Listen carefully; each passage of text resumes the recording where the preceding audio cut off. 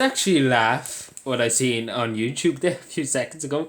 I thought at first it was a parody account, of the BBC, but it actually is the BBC covering about a shortage of clowns. Now, before I say anything else in Northern Ireland, before I say anything else, I think you go to Stormont, you find a good few clowns. I think if you go to European Union, you find a few clowns. I think if you definitely come down to the Southern Republic of Ireland, into Dáil Éireann, you come across a lot of clowns.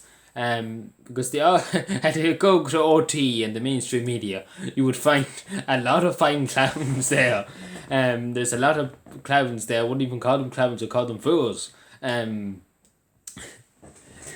Because clowns is out of the ward.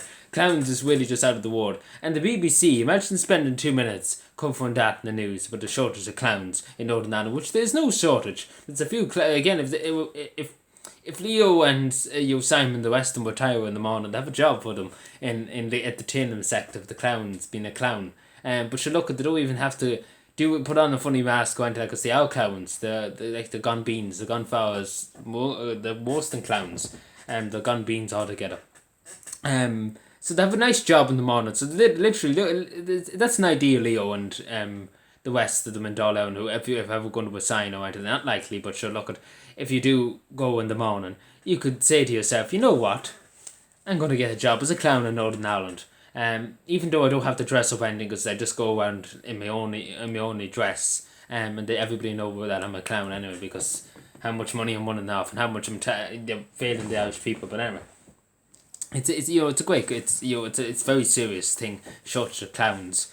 I don't know how they can say it in the BBC with a straight face. A shortage of clowns when they look like clowns themselves. Where's CNN when you're this, when the protests were happening in America and the place was burned behind your man, and they were like mostly peaceful protests, and the building burned behind them, I don't know how to the mainstream media, a great pile of clowns, and also the politicians that could show up the numbers of the clowns.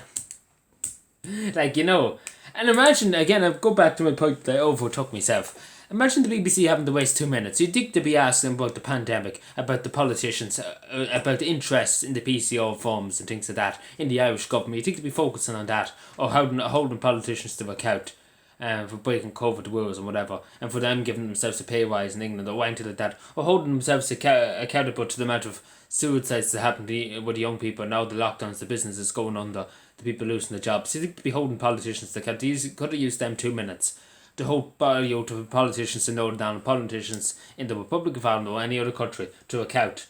But no, they chose to talk about clowns. It takes one to know one, to be totally honest with you. Meaning I'm a clown too, but anyway, I think we're all clowns in this country that have to actually put up with these politicians in the mainstream media. But you look at, they're the big old clowns, they're the big old clowns, because we get the last laugh, and that's the only thing that matters. But yeah, shortage of clowns. Anybody wants to go on for a clown, be a politician. Your experience has to be, you have to be a politician. You have to be able to talk shit for hours and hours and hours and hours, which I think Norma Foley would be a good idea. We should put Norma Foley foot and centre at an application foot and centre for Norma Foley. It would do very well. I think Norma Foley would suit that career very well. It might terrify children, but you look at, that's what a clown does. Anyway, take your part. Take care.